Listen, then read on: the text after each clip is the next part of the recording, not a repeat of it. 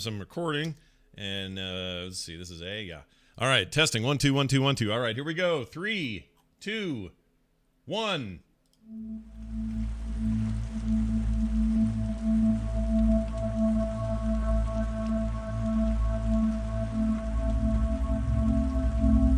Hello, everyone. Welcome back to There Will Be Dungeons. We are so excited to be playing D&D today. Happy Super Bowl Day. That's where we play D&D as a nation, and we all respect the great D&D that is Dungeons & Dragons. I'm Scott Johnson with Bo Schwartz, John Jagger, Kristen Ashton, and Kyle Ferguson. Squirts is also with us, and we are... No, Chunks. Sorry, Squirts is not here. Chunks is here. We're going to go forward, never back, always forward, and get ready for a great episode. So sit down, get something to snack on, grab those hot wings, while we let Kristen sum up our last episode on There Will Be Dungeons.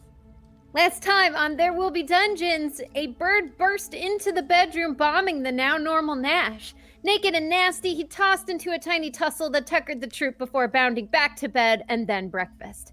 They donned their dapper dress to continue to the clerk's quarters, jetting as gentry their fiction-fabled fortune from Earth. Unfortunately, the portal purveyor was a particularly powerful and prickly person, Tabacco Joe, who was holed out in a hideout known as the Hive.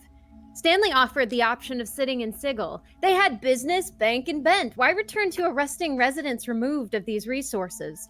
Varel led the listing of all the important incentives instigating their initiative. Stanley maintained maybe they mustered the means to stay, but he agreed to aid in finding a fissure. Next, they gathered gear to sift through the sewers to seek Hope's handguns. Scully was scoured, as well as a shafted shade and eyeglasses that exposed ethereal engagements. As Nash bonded with the bulbous bumbershoot, Stanley and Hope confirmed their continued contract with Kotobalpraith, fee if found. A portal popped open and Nash peered through. He boggled at bewildering boundless bugs and back before being bifurcated by the breach. They ran to another room and rallied with the rat Varel and Nash had met moments after making it to Sigil. For a fair, the rat revealed Mulder's mess. He was in the talons of the terrible troublemaker, Tabacco Joe. Now rejoin our heroes as they celebrate their serendipitous situation. Will they ignore the implications of indecency of Tabacco Joe and dare to deal? Will Nash weaponize the Woody? And which is the most worrisome, one rat-sized adventure or one adventure-sized rat? Stay tuned for today's adventure through the secret streets and baffling beats of Sigil.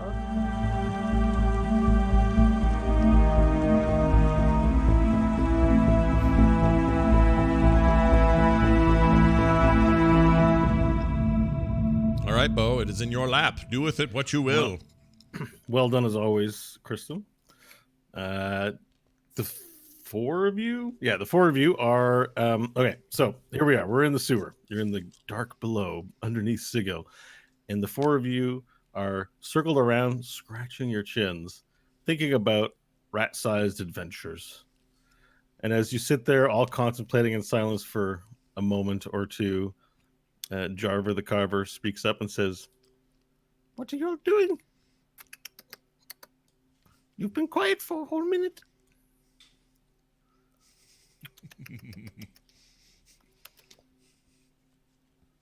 Hello? Nash has nothing to say to the rat man. We're busy thinking for the moment. All right then. Well, don't let me bother you. I am going to look for some tasty morsels. And then he turns around and begins digging through the pile of trash that he's in, looking for tasty morsels. You hear a drip of water condensating from the walls as it hits the water. Whoop, whoop, whoop. Now, when last we left off, Varel had suggested something about rat-sized adventures. Mm-hmm. Have I told them what I saw in the room? I guess I did, because they know that there were bugs in there. What I saw in the portal or whatever. I don't know if you did or not. The portal void? I think maybe you said it was bad. Okay. And then it was the portal door was beginning to fade, and so you stuck your head and grabbed your umbrella dildo and put it back into your inventory. The door closed, and you escaped from dying through the closing portal. All right. Well, I will also just say to them, keep your eye out for these. This maybe we'll see more of this, and we should be careful. The dildo? Yeah, not the dildo. The door. The portal door. Keep your eye out for this. We might see more of them.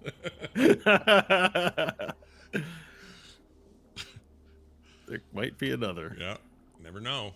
They come in twos. So did you Alright. say anything out loud? You were to them, yeah. Nash? Yeah, Yeah. okay. You told us about the spider Yeah. creatures. I told you all about the hole, what I saw in there that I got out with just me and my banana dildo. Alright, well, let's make a note of it not to go portal hopping unnecessarily.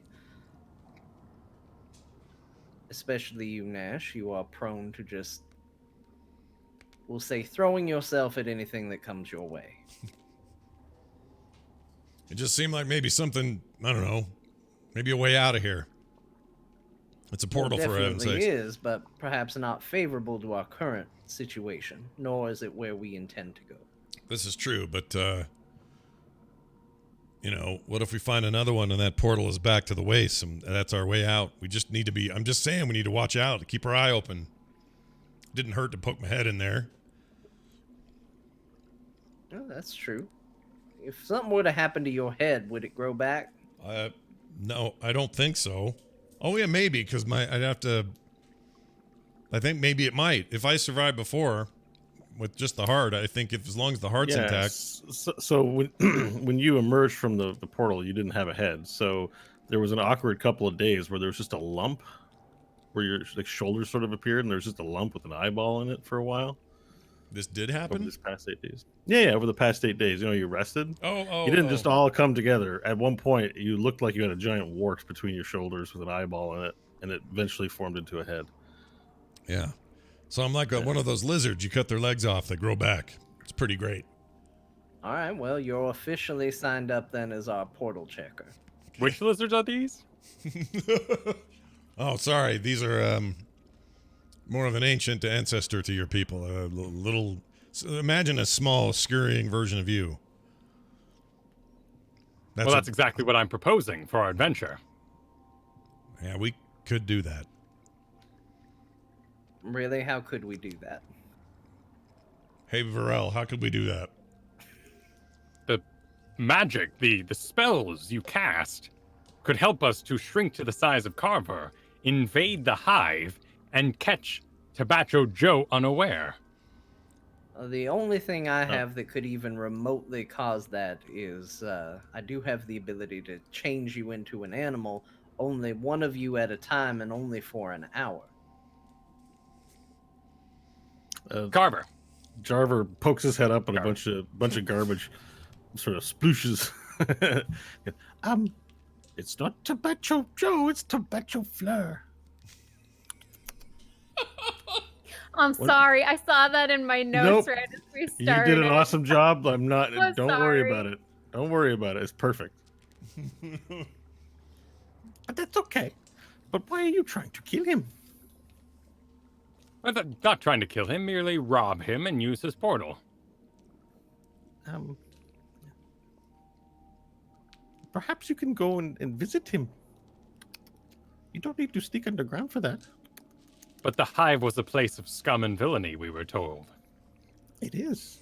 But it's more dangerous below ground than it is above ground. All kinds of dangers are present. Would you like your journey to take a long time? If you could turn small like me, you could get there quickly. But you are not small. That is why we are discussing the size change. Of course. For the expedience. How long would it take to get there your sized? Perhaps 6 hours? Oh. 10 hours? What about Well, then. how long would it take us as we are? It depends on which passages are open and which are not. I have not traveled beneath the Hive in some time. But I know the way. But the unexpected could always occur in the dark below. Well, seems we should take a cab and decide if 6 to 7 hours is a preferable means of transportation. The rat people stay well enough clear from Tabacco Fleur's domain. You should go. If you visit there, you should be on your best behavior. Well, I don't think we're going to be able to use this route. The timing on it isn't going to work. I say we find out another way, maybe go in direct like... Who knows? Maybe we can have a conversation. We're good at those. Well then, I'm sure it's almost dinner time, and my presence will be needed in the kitchen. I like how you're responsible. We'll need some street clothes for Nash, though. Yes, Nash has soiled his garments in the most disappointing way. Well, fine. I'll take anything because I don't actually care much. But if we need this for, appearances, I'll do it. Maybe the rat's got extra stuff. Hey, rat. The rat's things would be soiled too. Yeah, but maybe he knows somewhere. Something I can get. You have a stash somewhere of like good clothes? Well, soiled would be fine because we're going to a bad place anyway. Yeah, I don't think we're going to want to attract attention that we might have more money than we do. So we should dress as ruffians then and go purchase eye patches and scarves Exactly. with tatters and Yes. wear false teeth.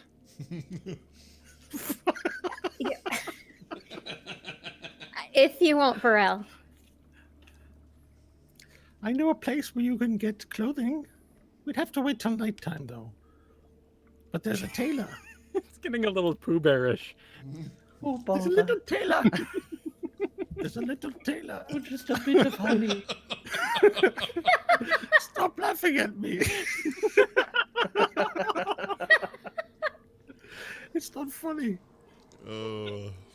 Perhaps my friend Rabbit will help. I know of a tailor. Oh, Tigger. You rude people. I know of a tailor. And when he sleeps at night, it is easy to go in and steal things. Oh, Java could so steal something for you. you're proposing we just take what we need? Isn't that how all things are obtained? By taking? Not traditionally, no. Normally, there's a required exchange for goods or services in exchange for the things you're taking. Yes, I'm familiar with that, but rats aren't exactly welcome up above. Mostly we take.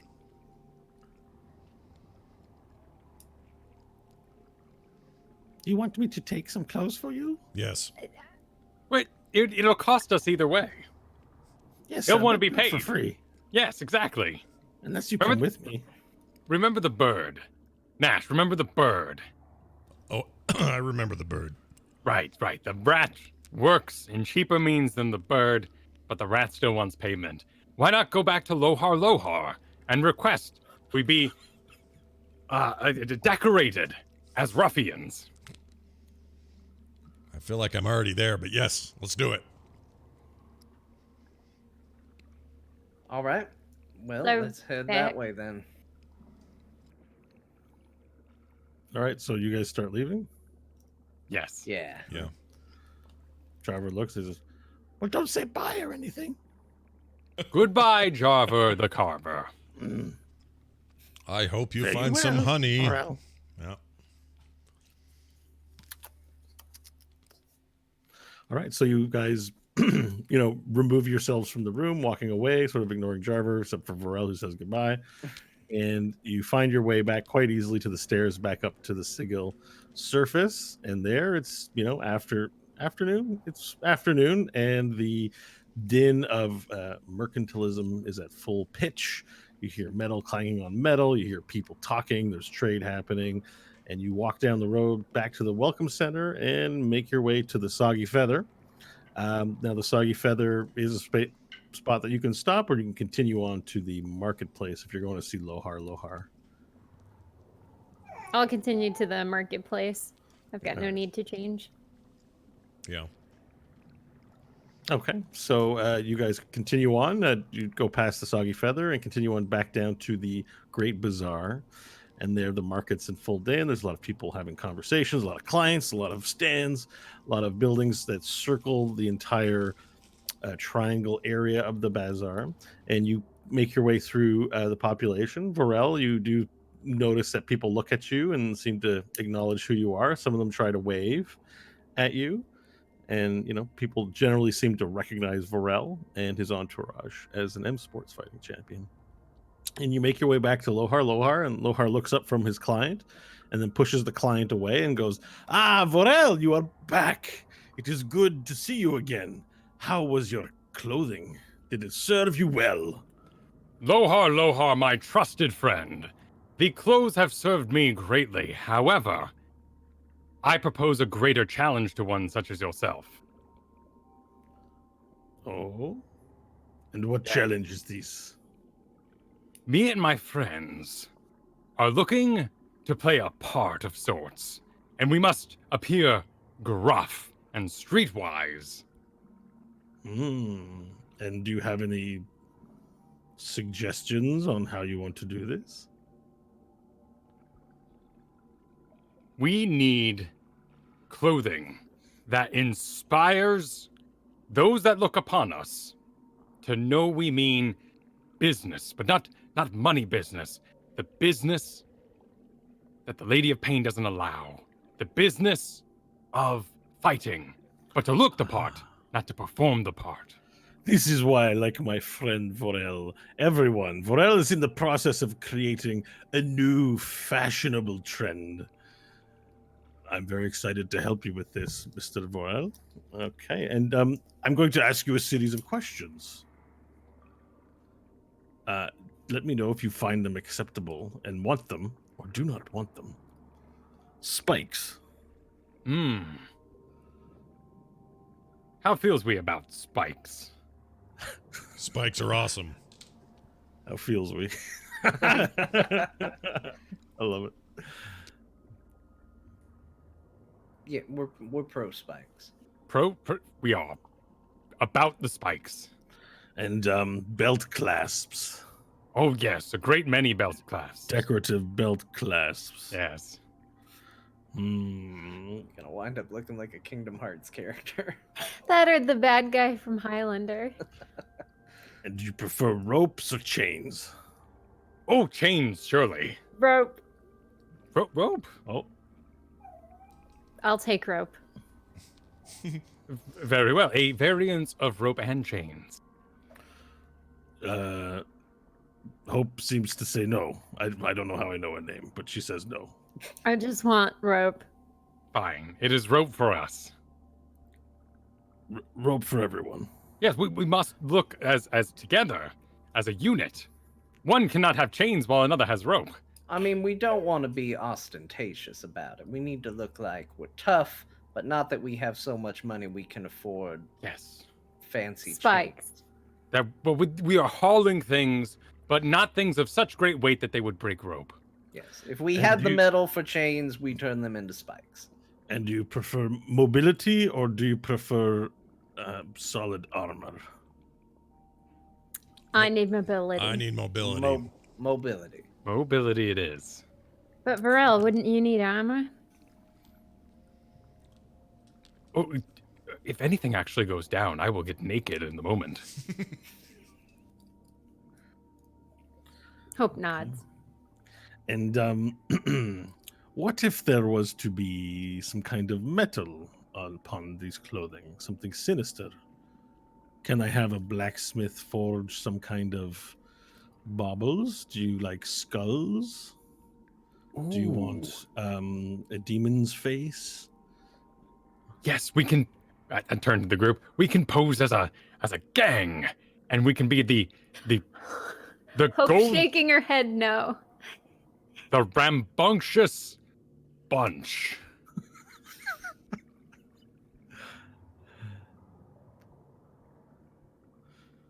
The demon-faced devils.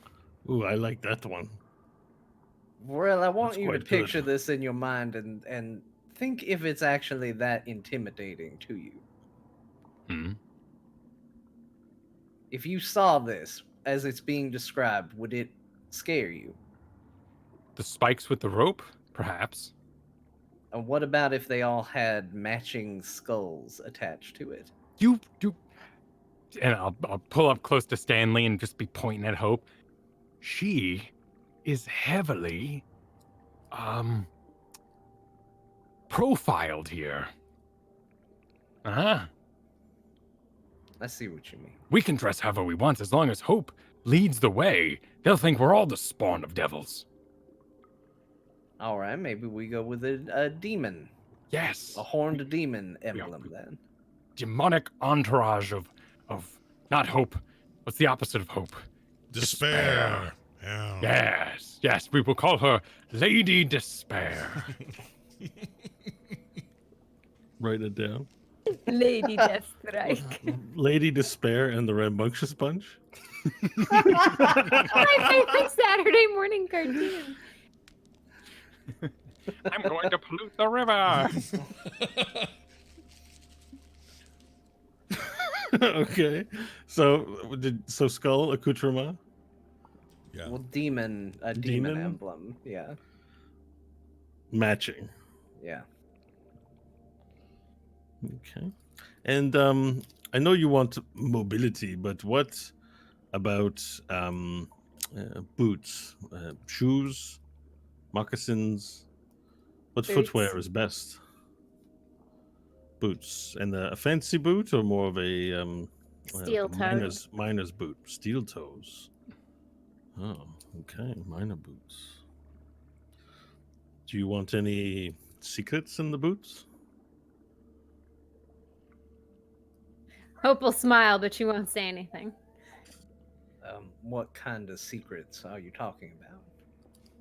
It's possible to outfit a boot with a friendly negotiating tactic. Yes, we definitely want that. Okay. Well, I think I have everything I need to start putting together a uniform for you that is dangerous and rough. But it will take me a bit of time. How urgent is this? There is no immediate rush. In fact, we have arrangements in the morning, so tomorrow noon at the earliest, but we can wait longer, should your craftsmanship require. Well, the clothing would be ready tomorrow, but the medallions, the metal, I can't speak for the blacksmith and what he'll need. So it may be longer than a day, 2 days for this. Very well, 2 days. And with all the work that's going into this, it'll be 50 gold per outfit. Very good. All right.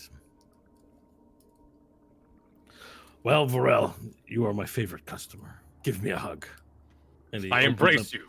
his big orc arms, and you guys clasp a ball of green muscle and bronze muscle, green and bronze muscle, hugging one another. And he says, "Everyone, the great M Sports fighting champion, Varel, is shopped at my stand again.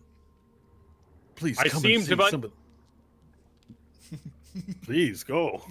I am unable to stop. These deals are too good. 1,000 pardons, Varel. He speaks true. These deals are incredible."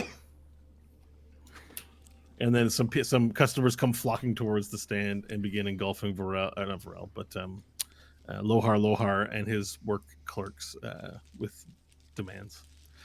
Lohar looks at you and he says, 2 days. I shall return. All right. Anything else that you guys would like to do in the bazaar while you're here? Anybody need anything else while we're shopping? So remind me, Bo, am I in what were fancy clothes now? They're all just thrashed, right? They're still fancy clothes. It's just from the ankle down. They've got poo on them, like poo water from the sewer. Oh, sorry, my bad. We should do this before it stains, and I'll press the digitate. Actually, he's got more because didn't he, like, you reached in to get that dong? It probably required you to kneel into the water and reach in. So, yeah, there's dirt all over him. Just press but it's not ruined. me. Nothing's ripped or anything. All right. Just soggy and dirty. I just start press the digitating while we talk. a little section at a time. All right, your clothes are sparkling new after a few snaps of Stanley's fingers. You look like you're ready for school.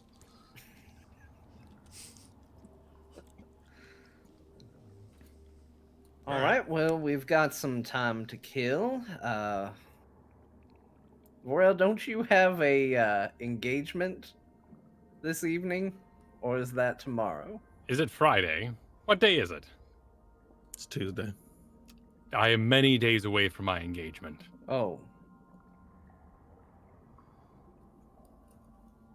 But I'm I'm going just- to slam that poetry.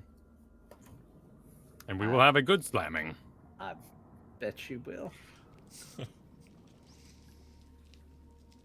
All right, well, what else for the evening?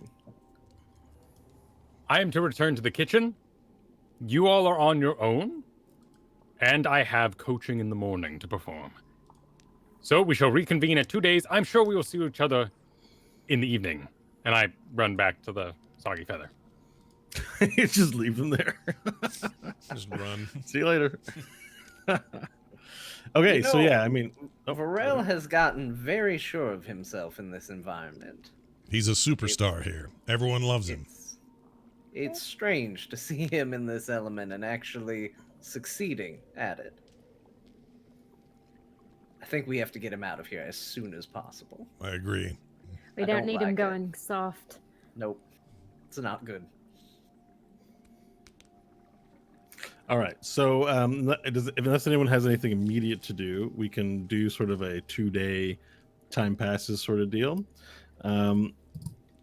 Is there anything anyone wants to do in that time that isn't too elaborate? You know, just downtime activities. Hope wants to ask around about Tabacho Fleur and learn what she can about him. Okay, we'll do that. Anyone else? I will go. I want to go to the feather and just chill and sip on something and just people watch and hang out there. For 2 days? Yeah. Okay. I mean, I'll sleep between, but you know, I'll Yeah, come down just I like I gotcha. live at a Yeah, hotel yeah. kind of thing. Yeah, gotcha. Cool. And Stanley? Probably just keep doing the same thing he was doing for the other days. Do a little research on Sigil, learn more about that place, and keep reading up on the Feywild and, you know, weird things he's heard about in this place. So reading mostly. Yeah. All right, perfect. So, all right. Now, before I resolve these, I just wanted to do a bit of upkeep because I had in my notes, and it's still stuff I have to do, but I just want to make sure everyone's aware of this. Nash, in particular, I'm going to add this, but if you could put a note on your character sheet, I'm going to eventually add it as a feat. But one of the things that had happened during the transport between realms, I remember how you could float before. Yeah. So what had happened is that you noticed that the thermal underwear has actually embedded itself inside your DNA. Whoa. So you're actually now one 1/100th thermal underwear. Okay.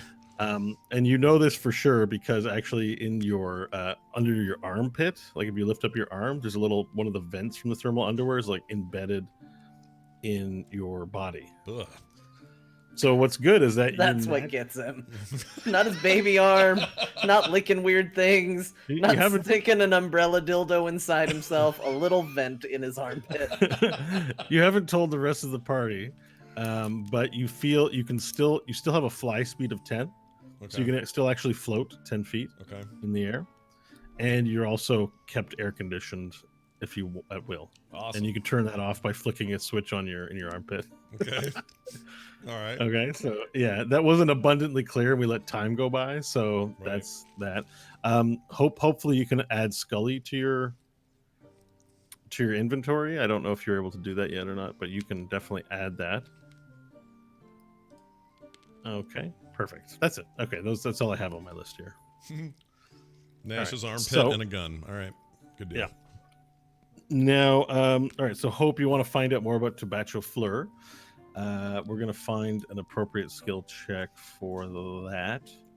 used to have this nice one in the 4th edition, which was your ability to go around and collect rumors that they don't have in this edition. I can't remember even what they called it, but let us do a. So, how would you go about collecting the information? I guess is my answer. Is it just through conversation, bars, that kind of thing? Bars. She'd sit at bars listening over, trying to overhear conversations, that kind of thing, trying to look inconspicuous. If people keep looking at her horns, eventually she'd get a cape to throw over with a hood. Perfect. So let's make an insight check then.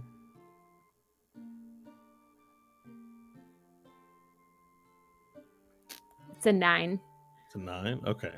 And so over the course of the past 2 days, you've gone to bars trying to pick up conversation about this Tobacho Fleur. You didn't really hear any conversation, and you made a few attempts to just allude to it or open up through sort of a conversation like a bar, just like blah, blah, blah. Excuse me. And anytime you mentioned that name, Tobacho Fleur, the person you were speaking with usually found a reason to excuse themselves within a few minutes and not talk to you. So your gut tells you that it's a topic of conversation that's not popular among people of Sigil, so that they might know who that is, but although they don't admit to anything. Okay. The Varel, actually no, you didn't. Let's go to Stanley. So for Sigil, you've learned more. You spent some time doing that. What in particular is your focus of research? Is it talking to people or? I guess I'd probably be in the library, and considering what we've learned, I think it would probably be more of a focus on the Hive for information about that place specifically. Sure. As Okay. it pertains more to where we might be going. All right, so you wander to the library district. Let's do a history check for you, please. That's a natural 20 for a total of 26. All right, so your search of the library comes up profitable. It's sort of an adjacent way of looking at it. There's no books on the Hive. In fact, what you're sort of gathering is that the Hive is a place for the unwanted. Sigil is very opulent for the most part. Even when it's grungy, there tends to be an advanced people. You know, they don't have things like guns and cars and stuff you'd think was, on Earth you'd consider advanced, but there's a lot of people who have sort of a magical ability. There are a lot of people who are very just brilliant in the part of town that you're in, and that you get the sense that the Hive is where all the undesirables go and are placed. You also learn through a census, it's estimated, but through some census information, that the Hive's population is easily 10 times that of all of the rest of Sigil, so that there's more people crammed into more places. You also learn that, generally speaking, there's 3 types of people in the Hive. There's the poor, who can't get out of Sigil, who can't find their way to a better part of town, and they're sort of caught there. There is evil people, just people of a very unscrupulous nature seem to convene in this area, as well as chaotic people of all kinds. So there's a lot of chaos there and a lot of turmoil, and it's kind of perpetual, and it's only kept in check by the fact that there's usually the harmonium that prevents its borders from expanding by establishing checkpoints all around the Hive and going in and quelling any riots or disorder that comes up when it gets too extreme. Okay, now Nash, you sat around and drank coffee with our arcane spice. Is that what you were sipping on? Yeah, it sounds good. Sounds like a thing I'd sit and nurse, and maybe if someone had a card game open, I'd play or something like that. Just super chill. All right, so we have a very enjoyable 2 days. It's very relaxing, and it's kind of nice not to be on the go, although you do miss your desert milieu. It's not a bad time. Right. But you don't get up to anything, so you don't learn anything new. Okay. Varel, you said you had coaching the next day. Yes, at 10 a.m. I am meeting with Fax. Yeah, so unfortunately, Fax never showed up. Oh no. No show, no call. You'd have no idea. He just never showed up. Mm. Your other students did show up, but Fax didn't show up. So unfortunately, I don't know if you would want to go and follow up on that or just leave it lie, but it didn't happen. I'll ask Tubby Flavorbeard to check in on his friend Fax, but I'll assume that he was somehow required by work to come in on a off day, or in general, his boss forced him to not be able to go. Okay, so you send out Tubby Flavorbeard, but Tubby comes back on day 2, back to normal training hours, and says couldn't find him.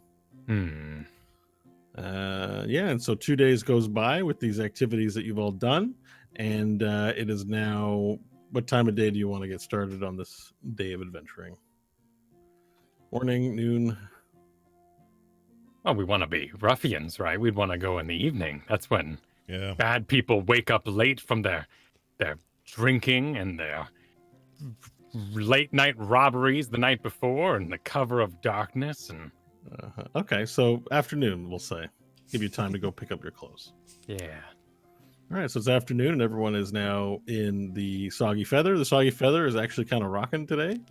You had a pretty strong training session, but the people that you were coaching, Varel, also brought friends. So there's just a lot of people in the establishment. There's about 30 or 40, and they're buying drinks, and Bill seems happy. Pam seems happy. Training went well today. And the 4 of you are seated at the table, planning today's trouble. And that. whatever that was like a soda filling up, right? No, it was somebody sharpening a knife in the corner. Listen. Oh. I thought it was one of like the Doom doors. I was like, and then the Doom Marine walks in.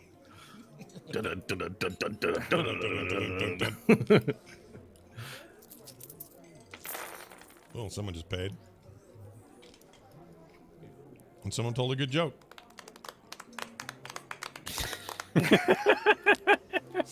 You're really setting the scene for this conversation. Yeah. And then someone All told. right, so we've already picked up our clothes, right? No, you have not. Okay. Let's Unless go do it's that. something you would have done earlier in the day? Yes, we can Yeah. pick So- that up before the meeting. Yeah, okay, so let's say you picked it up before the meeting and you're going to surprise everyone with the look. No one's seen it yet. Awesome. All right, I show up with a box at the table. Yeah, perfect. You show over the box at the table. And first, I open it up and I divvy out the boots. All right, and wrapped in ornate, everything's folded into a nice rectangle, right? The way clothes are. And there's 4 packages wrapped with a nice, beautiful bow. This wrapped at the top. And they have each of your names on them. Stitched into the bow, even. Very Fancy. elaborate. Very fancy. Yeah. Exquisite as always, Lohar. And I start unwrapping. Okay. So you begin unwrapping the clothes, and you see that essentially it's leather armor. So everything is a shade of brown. Brown is rough. Everything's a shade of brown or black. There are you asked for spikes. So one of the first things you notice is that on the shoulders are a massive just amount of spikes sticking out of the shoulders. And that there is a belt in the pile, and the belt has spikes as well. And that on the sleeves, on the back of the arm, they're smaller. The spikes are large, and they get smaller as they go down until they end at the sleeve. Yeah.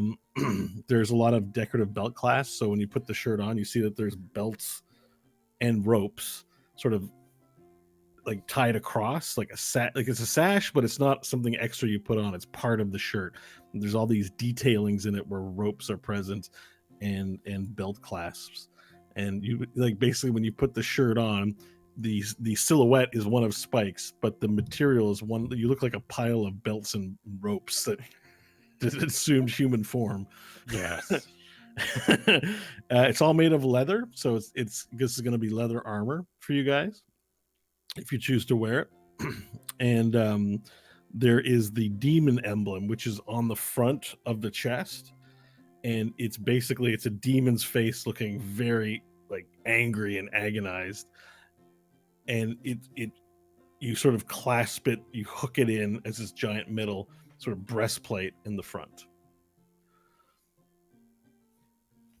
And it has horns, and it has its teeth, and it has like the eyes have gems in them, so the gemmy eyes are like red. And when light hits them, they sort of flash and glow. Also comes with the boots that you can wear as well, the steel toe boots.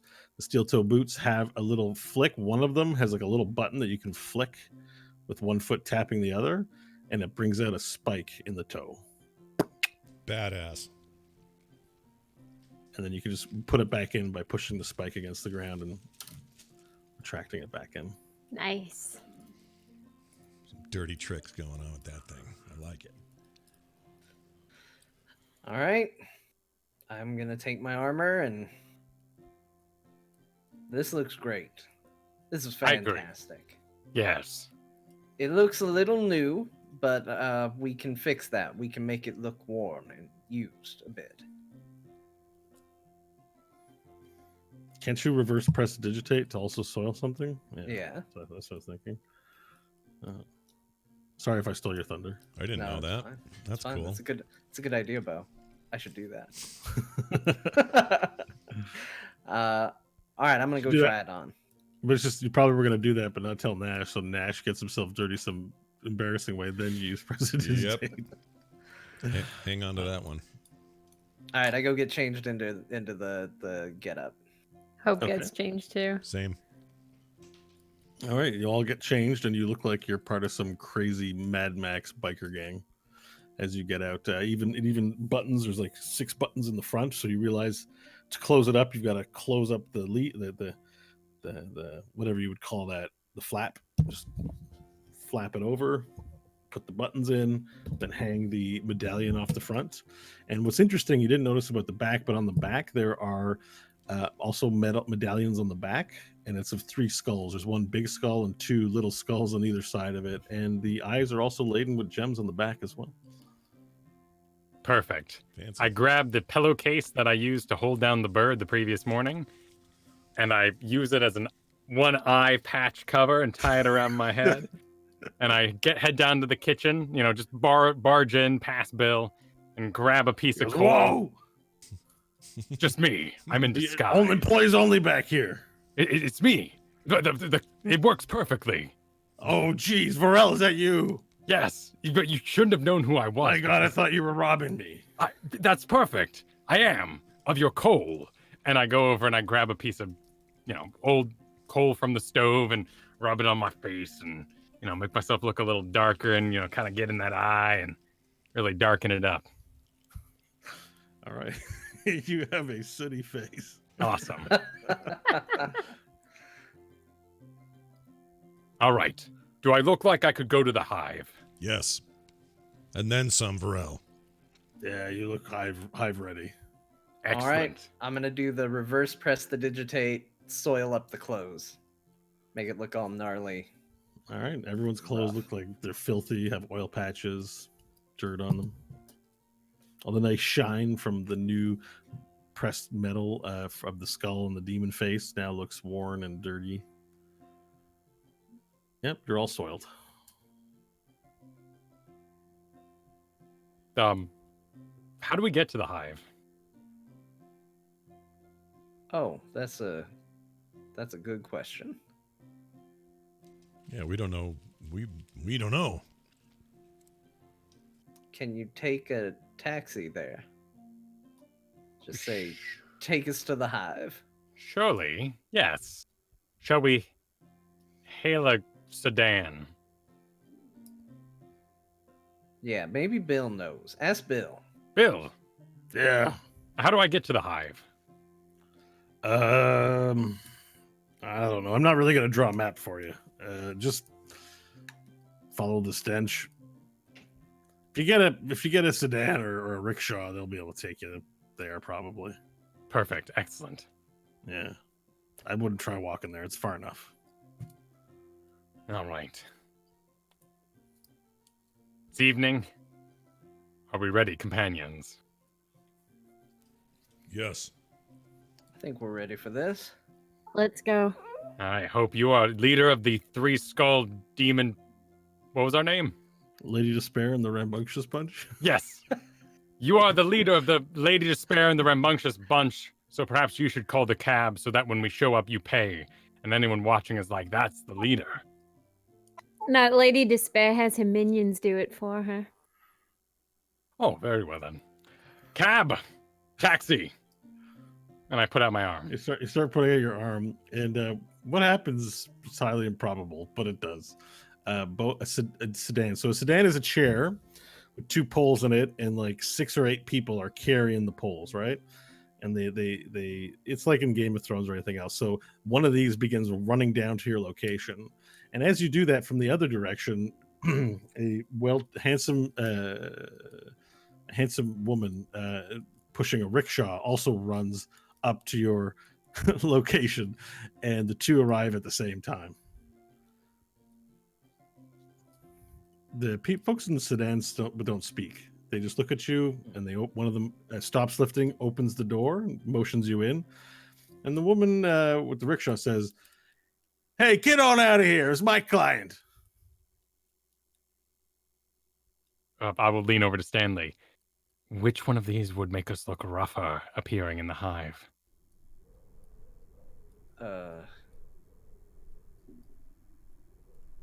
I don't know. I don't actually know which one would. And it doesn't matter. We're just going to be dropped off out front, right?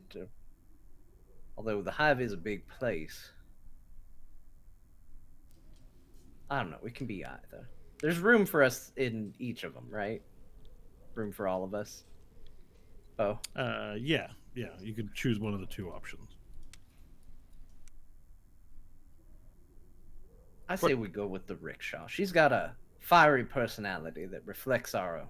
Yes, excellent. That's right. She was here first. And then one of the so the men who are carrying the sedan, they basically just wear they have like a cloth diaper, kind of like they're all naked, right? Like there's just men with no clothes, tanned, and they have those things. One of them steps out and says, "The Market Authority will hear about this. You don't turn away a sedan after you've hailed it. This is highly unacceptable." Is that true? Well, it's time to start acting the part. Don't put up with that. Oh, right. I don't like authorities. I am against them. As a ruffian. What? I brim with anti-authoritative energies, and I'm looking to spike whoever messes with me. Intimidation check, please.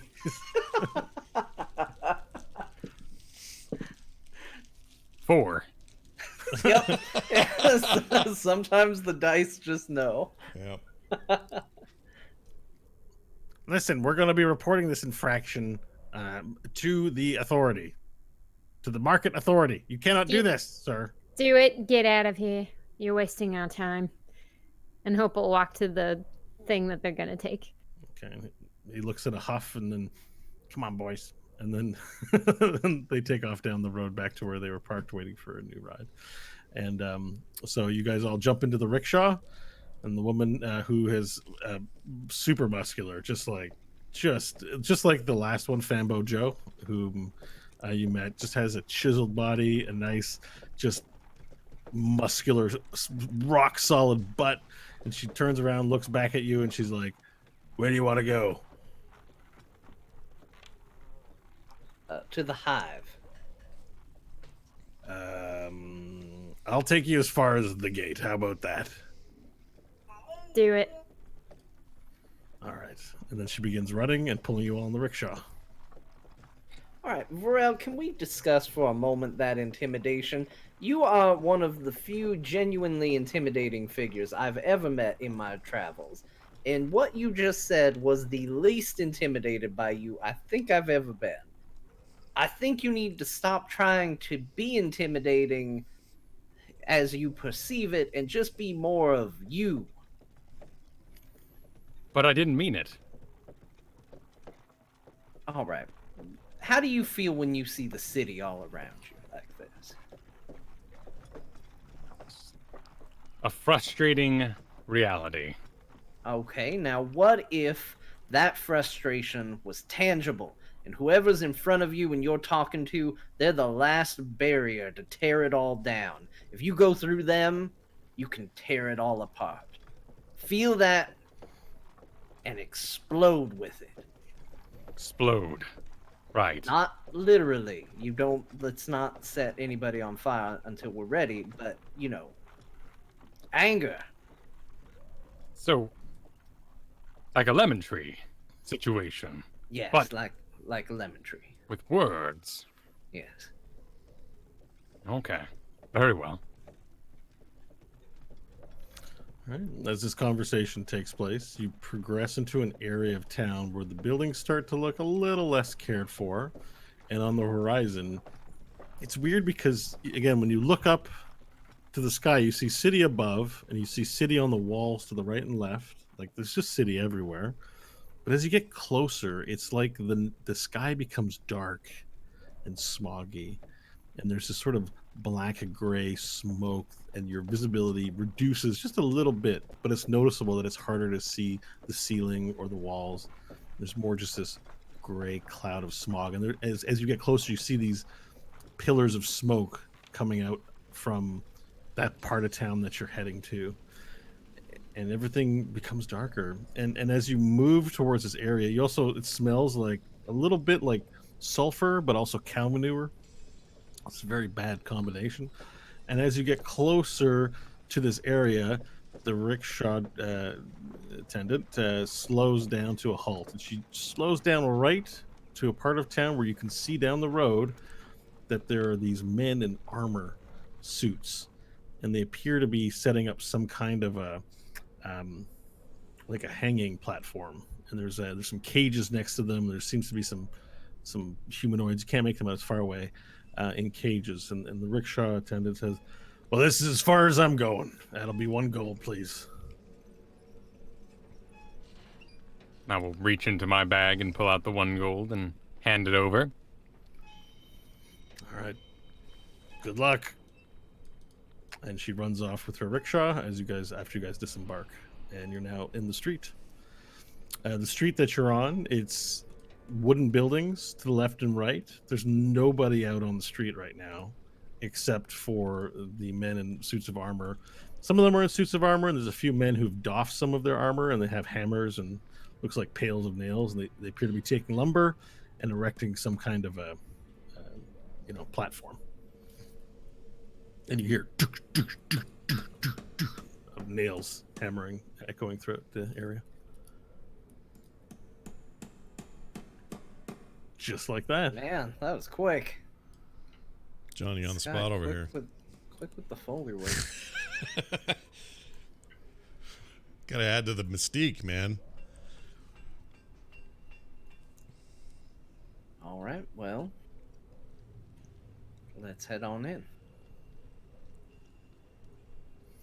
Okay, so you approach what you're seeing before you, and as you get closer, you notice that there's about 12 different men who appear to be wearing different sorts of the official armor. Some of them have doffed some of them, as I said, but there's one in particular who's mounted on a horse who comes into view as you walk down the road. And he's in his full plate. He's got a large halberd that he's holding onto with a great flag at the top.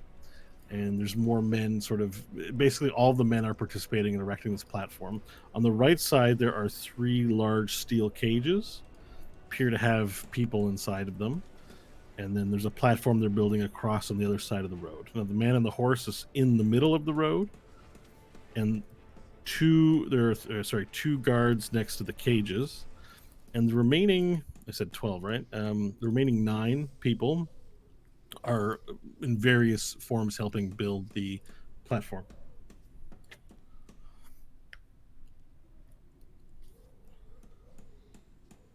Should probably, I don't know. And this is on the path in your direction, like they're standing in the way. Stanley, do your magic.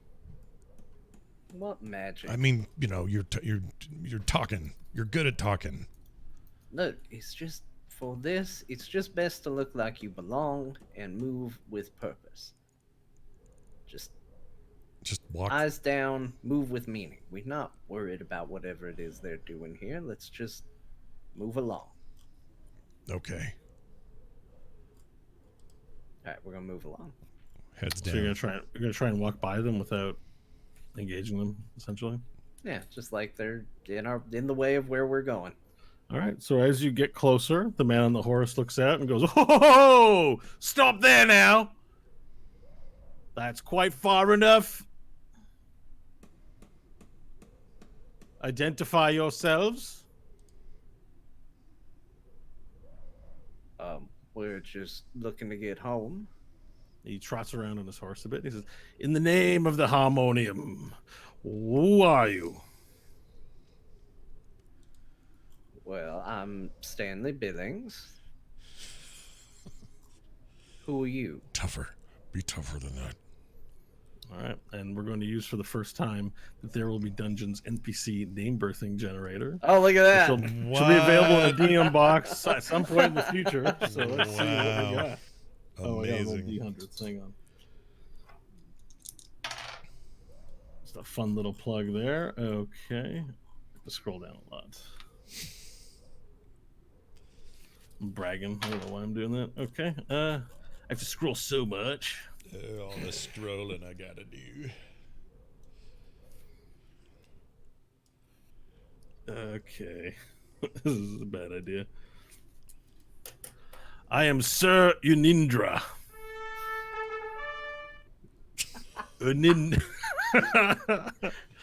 I am Sir Unindra of the Harmonium, captain of the 57th Legion. We are responsible for guarding this passage into the Hive. All right. I urge you to turn back now. Well, that's fine, but we need to get that way. Well, maybe you can start by identifying yourselves, as I've asked. I just did. Stanley Billings. Trying to get home. There's 3 others of you. Who's the rough-looking one? And why are you all wearing matching outfits? Which rough-looking one? The one with all the soot on his face. Oh, I'm Nash Maggard of the... You don't need to know where. I'll be the judge of whether I need to know something or not, sir. Tell me who you are. I did. Nash Maggard. You told me half. You're of something. The solar mines. You've never heard of it. Why do you presume to know whether or not I've heard of something or not? If you'd have It heard just of so it... happens I might have heard of something called a solar mine. Had you heard Have of it, you? you'd be dead. Have you heard of it? That's not important. What's important here is that Yeah, I'm he the hasn't heard authority of of it. this passage, and you will not pass without the approval of the Harmonium, and you are off to a very poor start. Wait a minute. Are you here to keep people out or keep people in? Men, we have troublemakers. And the men begin to stop. They stop their work, and they all sort of turn around. Some of them put hands on hilts. Damn right we're troublemakers. Why, we've made so much trouble in this town. I just feel it inside.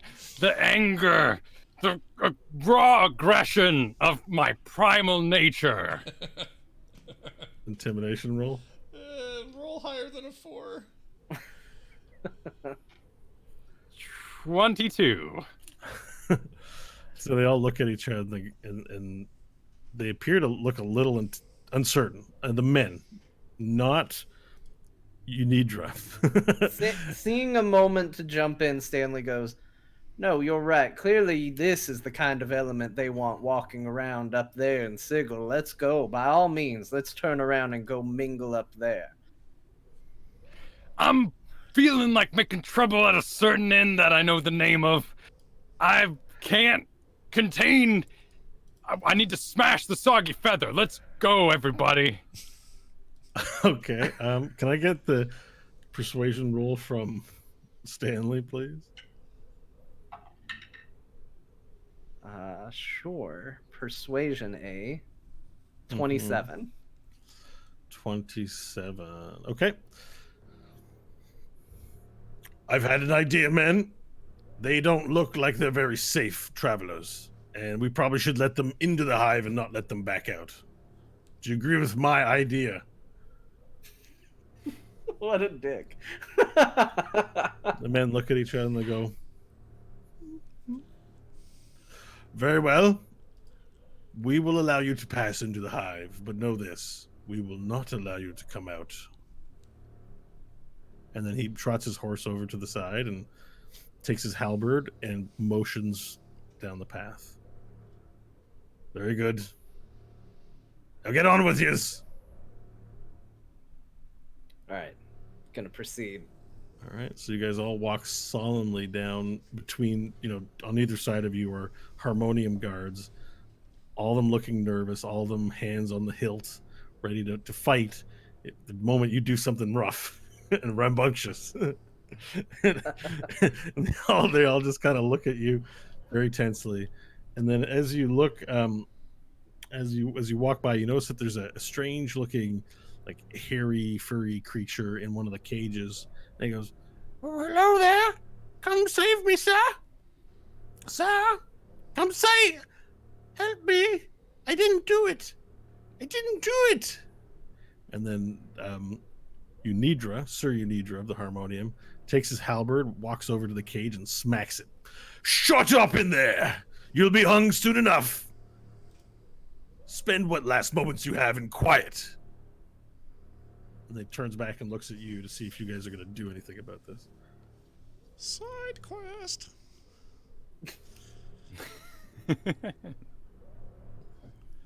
Maybe he can. I'll say this just to the group. Maybe he can give us some knowledge about what we're doing. Where to go in here, what to do if we help him. And how do you propose we help him, Nash?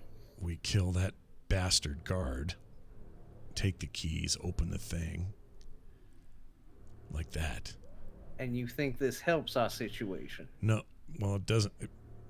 If we don't get caught, who else is around? Can other people see us, Bo? Are we?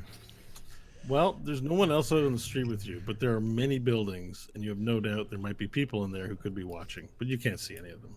But imagine trying to kill 12 people on the street in New York. That's kind of what you're proposing. Okay. All right, so maybe it's a bad idea. You just want to ignore him then? I mean, that killing- was going to be my intention, yes.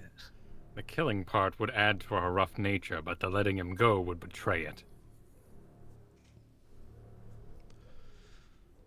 All right, fair point. We mainline the story. Forget about the side quest. Besides, we don't know what this thing did. For all we know, it's worse than the people that are trying to hang it. They're probably trying to hang him for a reason.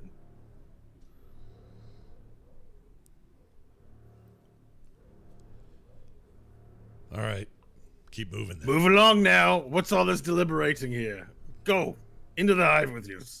I think the fuzzy one over there owes me money. What'd he do? The fuzzy one here. Yeah. He's guilty of attempting to escape the hive where he belongs. The punishment is death. Why is the punishment death? Why isn't the punishment just turn him back around and send him back into the hive? Because death is the ultimate deterrent of criminality. It is impossible to commit a new crime if you have no life with which to commit it with. It is thus that we maintain order with the chaotic and evil beings that populate the hive.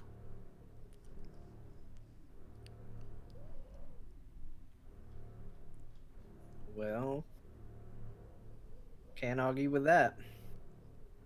Stanley's gonna shrug, turn around, and start walking back away. I'll catch up to Stanley and lift up my, my pillowcase eye patch. And they're gonna try to kill us if we leave. Yeah, You I just kinda said noticed that if we try to leave now, they're gonna try to kill us. Well, we'll come back looking very different, and we'll Did you cross bring that your bridge. fancy clothes? Did you bring Nope. fancy clothes? No. No, I Okay. didn't. But I mean, I technically, yeah, I guess it's in my backpack, which I'm carrying. Yeah, I'm not gonna do a gotcha thing. So just tell me if it's in your inventory. You have fancy clothes. I'm Yeah. not Look, gonna. we can I'm not come gonna- back looking different. Might be able to get out. Okay. We'll figure something out. But Seems- there's nothing we can do for these poor sods. Well, I mean, it's not right to let them just hang them because they want to leave. We're leaving right now. We need to find someone and not mess with these guys in cages. And this is unjust that they do this to a Burrell, we need to move on. I'll grumble as I put back on my eye patch.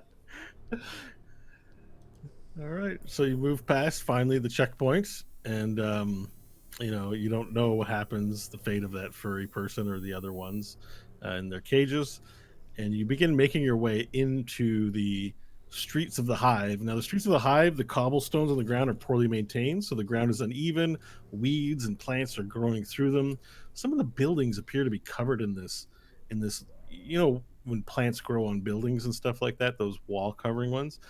The buildings here have that, except they're black and they're filled with thorns, like really large visible thorns, covering a lot of the buildings.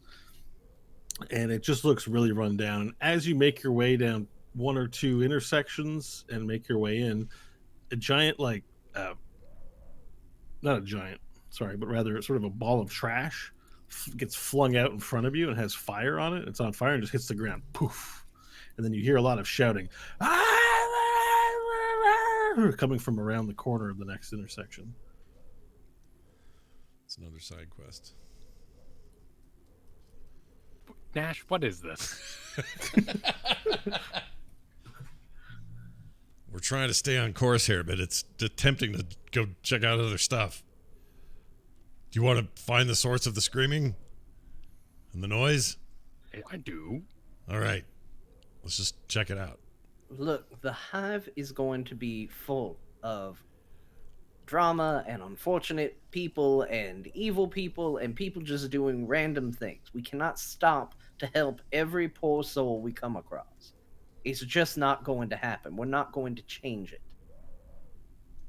Perhaps we're lovable brigands in our own town, a sort of neighborhood, helpful gang.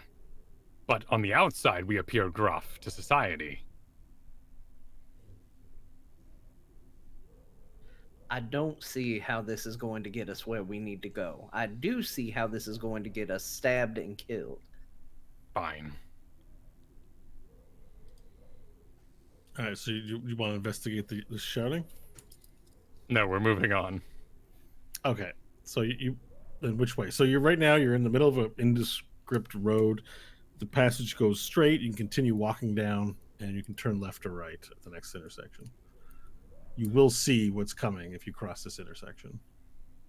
Well, we do need some information. We have no idea where exactly we're going now that we're here. So it might not hurt to endear ourselves to at least someone down here who can give us that information. Nash is good at talking to new someones. I don't know. And that he'll appear gruff and confused while doing so. this is true, and I don't know that Stanley would agree with you on the good at part, but I'll do whatever you want. And then as you guys talk this way, you guys hear, "Hey! Hey, friends! Hey, friends! Now's your chance, Nash. Go prove Varel right. Yes, Hey, engage. friend! Hey, who you calling friend? Hey man, how's it going?" And a human sort of dressed up, and he's got like a jacket, and he's got a white shirt on, his leather jacket, he's got tight dungarees, and he's wearing sort of these shiny black shoes, and his hair is about yay long and like slicked, looks like wetted back, slicked back. He's got a little mustache. Hey, hello, hey, good to see you. Do I know you? Look, I heard you were looking for a good time. What kind of good time? Come with me, friend. Come with me. We'll show you a good time. I'm not going anywhere with you without my friends. Listen. He puts a hand on your shoulder, and then he touches your chest. He goes, hey. I heard you like girls. You like girls? Yes, I like girls. What about your friends? Your friends, they like girls? He looks at Varel, and then looks at Stanley, shaking his head, looks at Hope. He likes lizards. He likes... Actually, Stanley, I don't know what you like. And then she likes it rough. I don't know. I can't remember what she likes. Well, good. Come with me. Come with me. Why? What? Wait, where are you taking us? Give me more information. Friend, I know where all the hottest women in the Hive are. If you come with me, you can meet them. How do you know we came here for this? And you can even see them. You can't touch, not unless you pay. I'll look back. Come on. And he begins walking, and he puts his hand on your shoulder. And he's sort of pushing you to walk with him. Come on. The baby hand will come out and go, just smack him on the arm. Slow down. We don't go anywhere unless we want to go. You hit him with it? Yeah, a little tiny hit. It's not going to hurt an him. attack roll, please. All right. Why not? A 19. Stanley's just giving Varel a knowing look. That was a 19. Is it 19? Okay, so it smacks him for 1 point of damage, and he goes, Hey! What you do that for? I thought we were friends. I'm going to show you where all the pretty ladies are. I don't know you. First of all, I don't know you. Second of all, I don't like people touching me. And third of all, you deserve to get hit. No.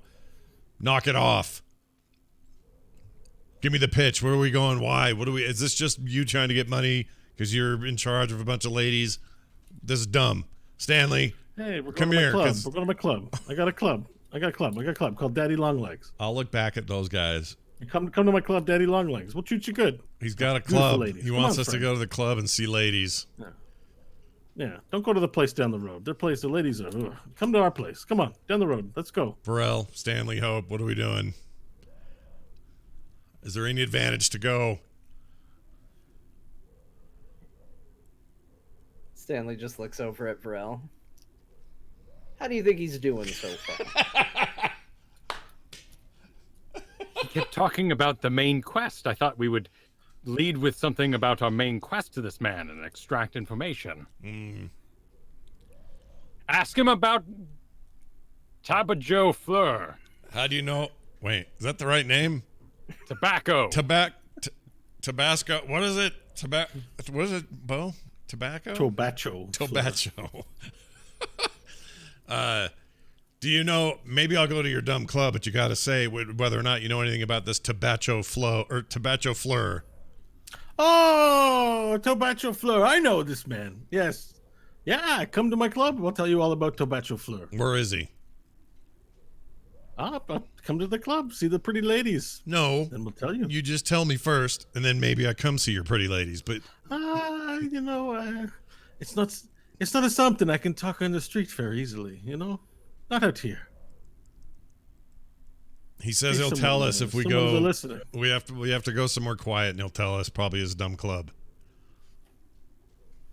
I do not wish my to club down attend the his road. women's zoo. And then he puts his hand down, and as you get to the corner, and you see that there is a sign hanging out, and it says Daddy Longlegs, and there is a long, muscular green leg sort of kicking out from the building. Looks like an orc leg. Okay. By the way, I'm having actual deja vu / bad memories of a time I went to Mexico. I went to Tijuana, and someone talked me into buying a giant heavy chessboard. The guy talked just like this. Anyway, come to my club. Do you want to? What do you guys want to do? I say to my companions.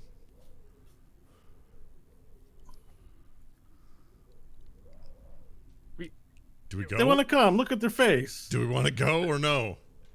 No. Okay. It looks like we're not going then. Goodbye. Thanks. I'm sure your club is great. Now F right off, and I turn around and head toward my friends. All right, and you say that, and he looks towards someone else who's walking down the road and says, "Hello, friend." he walks towards these two orcs, and he begins talking to them. Nash. What? What the hell was that? I didn't expect such a salesman there. That guy was not. He was unrelenting. I thought we could need to. What, Varel? Do we need to free the women from his establishment? I mean, I don't know to what end. Is it a A zoo? No, but I doubt they're there on their own accord. They're probably forced to be there. It's something you see a lot in where we're from. Beautiful women should be liberated. I agree. Be a big mess, though. If we commit, we gotta commit. I see a big orc leg. What exactly is our goal here? Again, we are not going to change the Hive. Every block there's going to be some injustice for us to correct. Is this what we're here to do? I just don't understand how a man beating up me on stage was attacked by a statue, but killing children and locking up women for their beauty is not avenged by the Lady of Pain. And as you say that, you hear a loud explosion. Kaboom! And then a pillar of smoke rises up, like a couple of blocks down behind, far away from you. You see smoke rising up into the sky.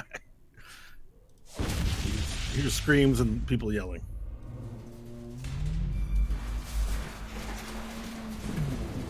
and all that. Is that a cow flying by? Yes, it was. A cow, actually, as part of the explosion, a cow appears to get like blown into the air and just seems to fly over top. Moo! And then it hits a building, and it's sort of stuck in the side of the building. I think the point is that her appearance is inconsistent. Down here seems to thrive somewhat on violence. We need not be afraid to use it when necessary. Sorry. The cow is still mooing annoyingly while you guys talk in the building above. All right. Focus then. Yes, we need the information. Nash's attempt resulted in him unsure as to whether or not we should go someplace completely different. To be fair, and I think you should defend yourself, Scott, is that you didn't really try. That person approached you. This isn't. I'm not this shouldn't used to count as your attempt. I'm not used to these shyster dudes. Like coming around doing sales pitches. That's weird. I don't Hope like has achieved a certain rough exterior in her interrogations in the past. Perhaps she should ask. Yes, I think that would be a much better idea than Nash Magard of the Solar Mites. Hope stays quiet for a bit. Oh, there's a chunks problem. All right. Nash, it's nothing personal. It's just you're a very intimidating person, but for some reason you get into these conversations and immediately just become completely unsure if you should go to a club. In what world were we going to a club? I mean, we're not. It's just the point was maybe we could find who we're looking for and more details and, clues and stuff. So why not just kick him in the chest and say, tell us the information we need? That's what Hope would do. All right, we're going to let Hope try. Watch what Hope does. Okay. Hope will look for the closest seedy bar. Okay, well that would be Daddy Longlegs. It's the closest, seediest place you can see. Hope will nod in the direction of Daddy Longlegs and start walking. All right, you start walking. And then as you start walking, does everyone follow her? Yeah. Yeah. Yeah? Yeah. All right, as everyone follows her towards the bar, the man sort of, I guess, sees you from somewhere and he appears right next to you, and he goes, "Hey, you decided to come after all." You said you had information on Tabacho. Let's talk. Yeah, make your way upstairs and get comfortable. Hope will go inside upstairs and wherever the guy points him.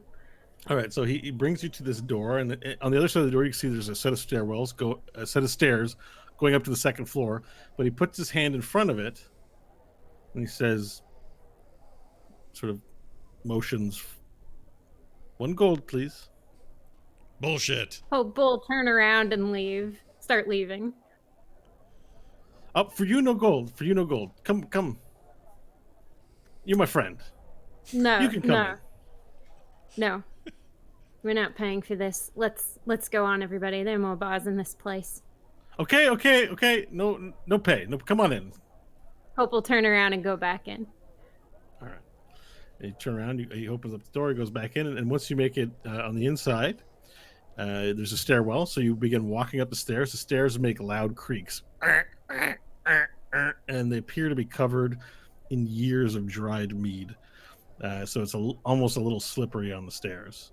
And as you make your way up 15 stairs, you get to the top, and there's a large orc standing in the hallway. And he points to another orc who's sitting in a window in this hallway.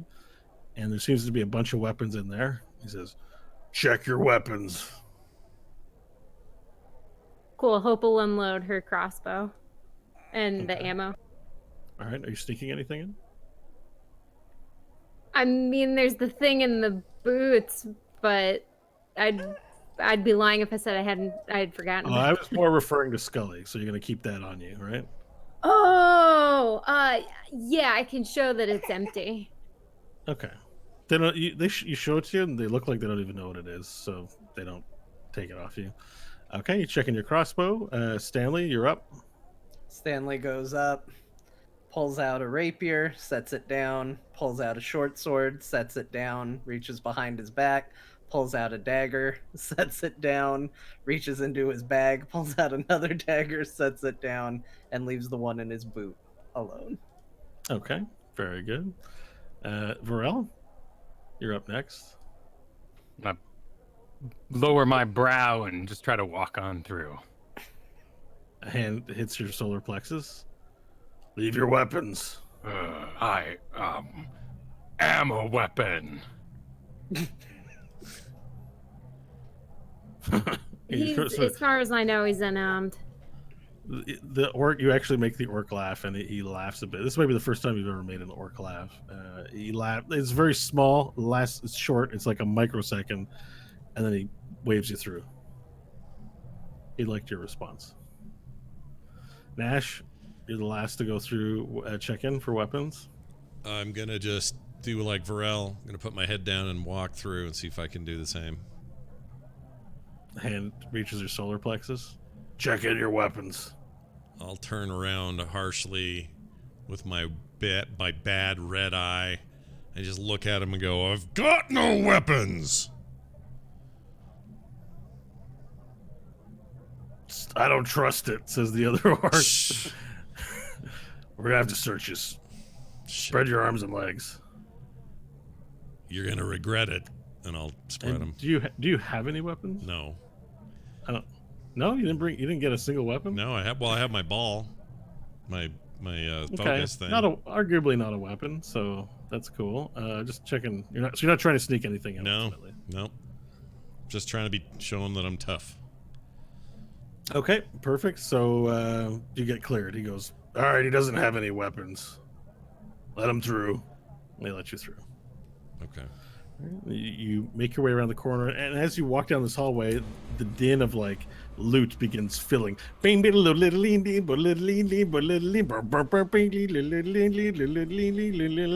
is loud orchestration of loots happening, and as you walk into around the corner, you enter into a smoky bar. It is filled with glittery smoke. So the smoke isn't just gray from like cigarettes, but it sparkles and shines.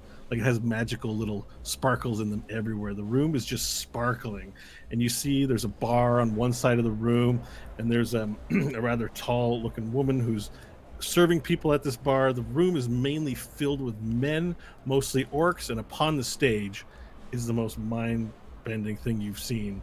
It is some strange woman of some strange race with 9 breasts and 6 hands that is just massaging her breasts and dancing all around on the top, and doing is on a pole and swinging around the pole in a crazy strip club dance. Now, with that image, we'll take a break, and when we come back, we'll play more Dungeons and Strip Clubs. All right. Come back in a second. We'll see you guys then. This music is awesome.